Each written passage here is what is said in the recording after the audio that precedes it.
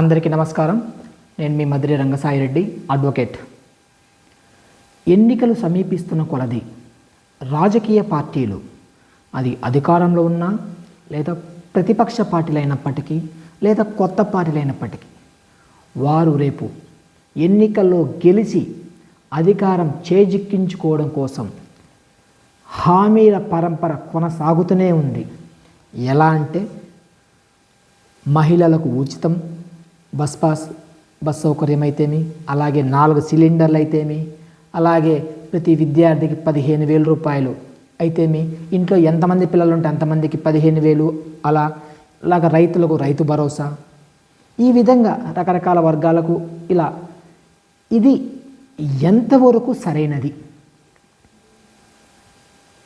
ఇది నిజంగా పన్ను కట్టిన వాళ్ళ యొక్క ఆశయాలకు లేకపోతే వాళ్ళ యొక్క పన్ను కట్టిన దానికి నిజంగా న్యాయం చేస్తున్నాయా గెలిచిన ప్రభుత్వాలు అనేది ఈరోజు దేశంలో జరుగుతున్న ప్రధాన చర్చ. ఒక ప్రభుత్వం అనేది అధికారంలోకి వచ్చిన తర్వాత ప్రజలను, సమాజాన్ని బలోపేతం చేయాలా, శక్తివంతం చేయాలా? ఎలా అంటే ప్రజల్ని తమ కాళ్ళ మీద తాము నిలబడే విధంగా శక్తివంతం చేయాలి. కానీ వాళ్ళ జోబిలో డబ్బులేసి అది 2,000, 3,000, 4,000, 5,000 నెలకో సంవత్సరానికి అలా వేసి అవి మీరు తినండి అంటే, మనం ఉదాహరణ చెప్పాలంటే బ్రాయిలర్ కోడిల్లాగా అంతే ఉంటాయి తప్ప సెల్ఫ్ సస్టైనబిలిటీ అనేది రాదు, ఎప్పటికీ రాదు అనేది చాలా సర్వేలో చాలా విశ్లేషణాత్మకంగా మనకు తెలుస్తుంది. ప్రభుత్వం ఒక వర్గానికి కానీ కొంతమంది వ్యక్తులకు కానీ ఏదైనా పథకం అమలు చేస్తున్నప్పుడు అది దీర్ఘకాలికంగా వాళ్ళ అసమానతలను తొలగిస్తుందా లేదా అనేది ఈరోజు చూడడం లేదు అనేది మనకు అర్థమవుతుంది. కేవలం రేపు ఎన్నికల్లో గెలవాలి, అధికారం రావాలి. ఒక రకంగా చెప్పాలంటే ఎన్నికల్లో గెలవడానికి ఓటర్లకు ఇచ్చిన తాయిలాలుగా, అంటే చట్ట పరిధిలోని తాయిలాలుగా మనం అర్థం చేసుకోవచ్చు. చూడండి, ఇప్పుడు కర్ణాటకలో అయితేమి, తెలంగాణలో అయితేమి బస్, ఇట్లా ఎలక్ట్రికల్ వెహికల్స్ ఫ్రీ, అలా గ్యాస్, ఇట్లా రకరకాలుగా ఫ్రీ ఫ్రీ ఫ్రీ ఫ్రీ. అసలు ఏది ఉచితం ఇవ్వాలి? విద్య ఉచితం ఇవ్వాలి, అది KG to PG అన్ని విధాలుగా. వైద్యం ఉచితంగా ఇవ్వాలి. ఆ 2 ఉచితంగా ఇస్తే మిగతాయి వాళ్ళంతటా వాళ్ళే సాధించుకునే సౌకర్యాలు కల్పించాలి.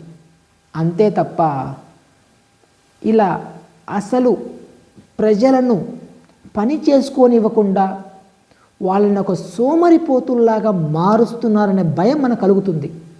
ఇట్లా రాబోయే కాలంలో ఇక కనీసం పని కూడా చేయకుండా మాకు గవర్నమెంటే అన్నీ పెడుతుంది, గవర్నమెంటే మాకు అన్నం కలిపి నోట్లో పెడుతుంది అనే పరిస్థితి వస్తుందేమని ఒక రకమైన భయం ఉంది మనకి. కాబట్టి ఇక్కడ మనం అర్థం చేసుకోవాల్సింది ఏంటంటే, ఉచితాలకు సంక్షేమాలకు వ్యత్యాసం ఉంది అంటే ఎక్కడా వ్యత్యాసం కనపడలేదు. సంక్షేమం చేయవచ్చు, అలాగే ఆర్థిక అసమానతలను రూపుమాపడం కోసం ప్రభుత్వాలు నిర్ణయాలు తీసుకోవచ్చు, తప్పులేదు. అది ఎంతవరకు? దానికి ఒక పరిధి ఉండాలి, ఆ పరిధి నిర్ణయించాలి. ఇప్పటికే సుప్రీంకోర్టులో పిటిషన్ దాఖలు చేయడం జరిగింది మన బీజేపీ సంబంధించిన వాళ్ళు. సరే, వాళ్ళు ఉచితాలు ఇవ్వట్లేదా అంటే అది ఇక్కడ కాంట్రవర్సీ కాదు. మనకు ఉచితాలు అనేవి ఒక పరిధి ఉండాలి. రాష్ట్రంలో ఉన్న బడ్జెట్లో అధిక శాతం ఉచిత పథకాలకే పోతూ ఉంటే ఇక అభివృద్ధి ఎలా జరుగుద్ది? నిరుద్యోగ సమస్య ఎలా రూపుమాపుతుంది? ఇండస్ట్రీస్ ఎలా వస్తాయి అనేది ఒక ప్రశ్నార్థకంగా మారింది. ఇప్పటికైనా ఇటు ప్రజలు, అటు రాజకీయ పార్టీలు అందరూ కూడా ఈ ఉచితాలు, ఉచిత పథకాలు వీటి మీద ఒక చర్చ చేసి కేవలం ఉచితాలు ఇస్తేనే ఓట్లు పడతాయి అనే ధోరణి కాకుండా సరైన నిర్ణయం తీసుకోవాలని అందరినీ పేరు పేరున కోరుతున్నాము.